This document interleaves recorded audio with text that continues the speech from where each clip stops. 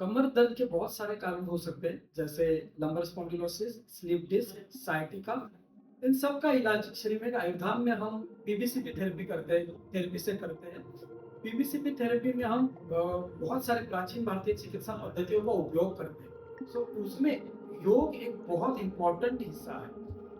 आज हम समझते हैं, आज हम देखते हैं कि कमर दर्द में और लंबर स्पॉन्डिलोसिस में कौन से योगा बहुत फायदेमंद होते हैं, जिससे हम ये सब बीमारियां रोक सकते हैं या ये बीमारियां होने के बाद उनका जल्दी से उपचार कर सकते हैं। कमर दर्द के एक्सरसाइज के लिए हमें ज़मीन पर किसी योगा मैट पर सीधे लेटना है, बॉडी को रिलैक्स रखना है और पहले तो अपने दोनों हाथों को अपने कंधे के पैरेलल कर देना है।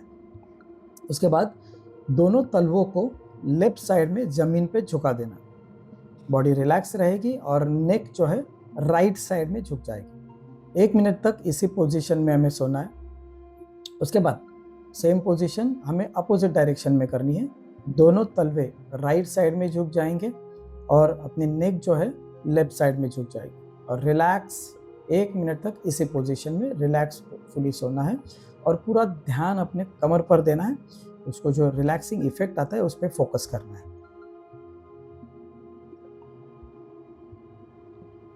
इसी का दूसरा पार्ट है जिसमें हम अपने राइट साइड के एड़ी को अपने लेफ्ट साइड के सेकंड और थर्ड उंगली के बीच में रख देते हैं और फिर उस राइट अंगूठे को जमीन पर टेकाने की कोशिश करेंगे और नेक जो है राइट साइड में झुक जाएगी। इसी पोजीशन में 1 मिनट तक रिलैक्स कंडीशन में रहना है।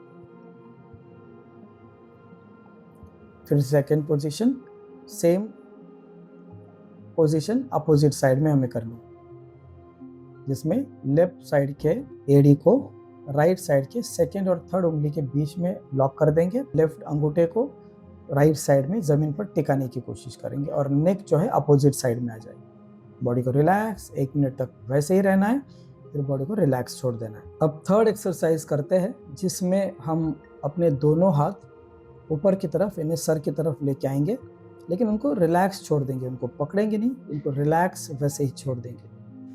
दोनों तलवे अपने कमर की तरफ यानी कूल्हे के पास लाकर छोड़ देंगे। अब अपना लेफ्ट घुटना यानी बायां घुटना जमीन पर छोड़ देंगे नीचे और उसके बाद जो अपना दाहिना घुटना है, राइट नी है, वो उसके ऊपर रख देंगे और नेक जो है अपोजिट साइड यानी राइट साइड में झुका देंगे। इसी पोजीशन में 1 मिनट तक रहना है। पूरा फोकस कमर की तरफ, उसका रिलैक्सिंग इफेक्ट का अनुभव करेंगे।